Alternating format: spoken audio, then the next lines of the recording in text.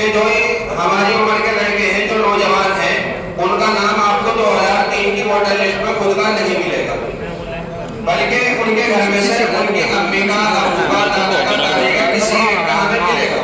ठीक है, तो जिसका भी नाम आ रहा है 2003 की वोटर लिस्ट के अंदर, वो लिस्ट हमें निकलवानी है। ठीक है, एक फॉर्म हम ऐसा ही भर के मैं आपको दिखा रहा हूँ। ये फॉर्म है साजिद नाम का। अब साजिद का 2003 की वोटर लिस्ट के अंदर खुद का नाम मौजूद नहीं था, बल्कि इनके पिता का नाम मौजूद था। तो हम इनकी जो डिटेल भरेंगे वो इनके वालिद साहब के नाम के अकॉर्डिंग भरेंगे। ठीक है, इनके वालिद साहब का नाम 2003 की वोटर लिस्ट में था इरफान। तो सबसे पहले हम यहाँ जो नाम उसमें था 2003 की वोटर लिस्ट में इनके वालिद का वो डालेंगे। ठीक है, उसके बाद ये पूछेगा हमारे से इपिक नंबर, जो इनके वालिद साहब का 2003 की वोटर लिस्ट के अंदर इपिक नंबर, पहचान पत्र नंबर था, वही हम डालेंगे।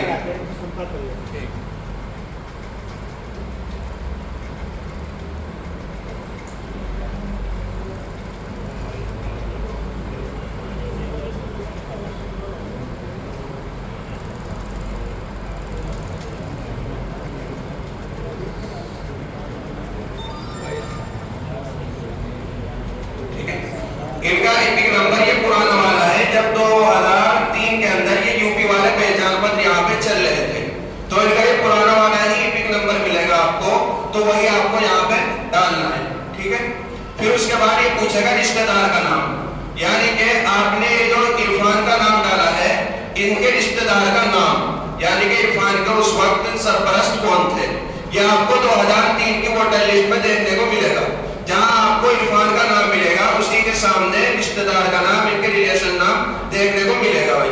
तो इनके जो पिता थे उनका नाम इसमें था हमीद।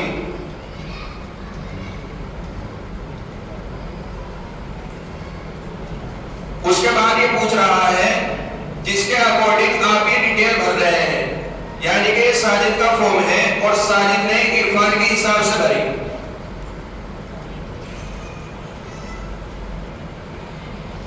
यहां पे संबंध में हम लिखेंगे पिता,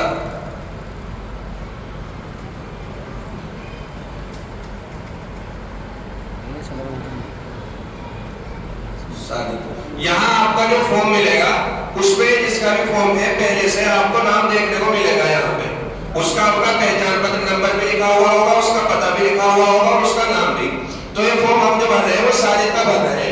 साजिद का 2003 की वोटर लिस्ट में खुद का नाम नहीं था, बल्कि साजिद के पिता का नाम था, उनके हिसाब से भर रहे हैं। साजिद के पिता का नाम इरफान था, 2003 की वोटर लिस्ट में उनका पहचान पत्र नंबर यह था। रिश्तेदार में रिश्तेदार का नाम, यानी कि इरफान के दादा का जो नाम था, इरफान के पिता का जो नाम था, यानी कि साजिद के दादा का, वो हमीद था। संबंध में इरफान जो लगते हैं साजिद के, वो लगते हैं पिता। ठीक है, उसके बाद जिला पूछ रहा है हमारे से,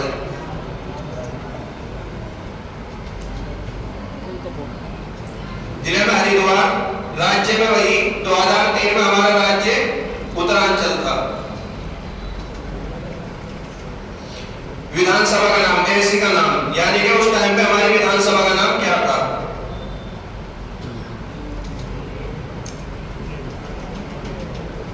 ऐसी संख्या, विधानसभा संख्या हमारी उस टाइम पे 20 थी, भाग संख्या 88 और क्रम संख्या 552।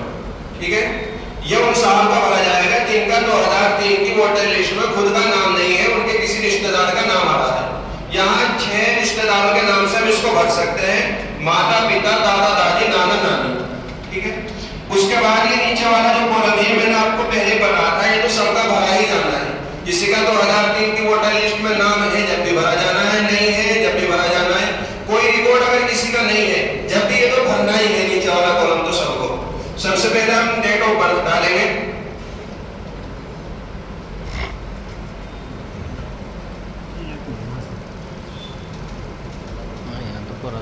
दूसरे नंबर पे आधार कार्ड का नंबर,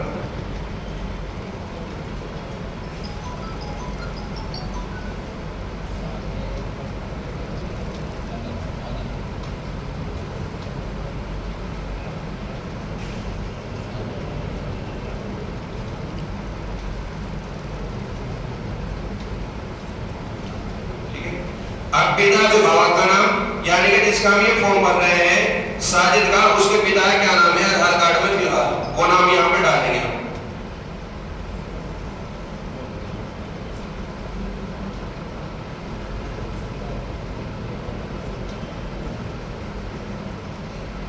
उसके बाद अगर इनका एपिक नंबर आपका मौजूद है, फिलहाल अगर इनके पास पहचान पत्र नंबर है तो पहचान पत्र यहाँ नंबर हम डाल देंगे, और अगर मौजूद नहीं है तो यहाँ इसको खाली छोड़ देंगे, ठीक है। उसके बाद इनकी माँ का नाम पूछ रहा है,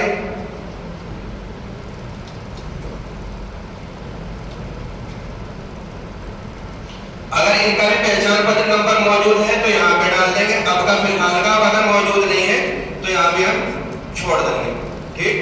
उसके बाद ये पूछ रहा है साजिद की शादी हो गई है तो उसकी पत्नी का क्या नाम है, उनकी पत्नी का नाम डालेंगे हम यहाँ पे।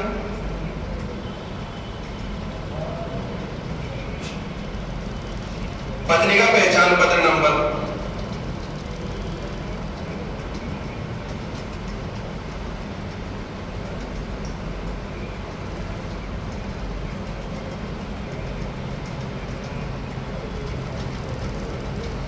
ठीक है।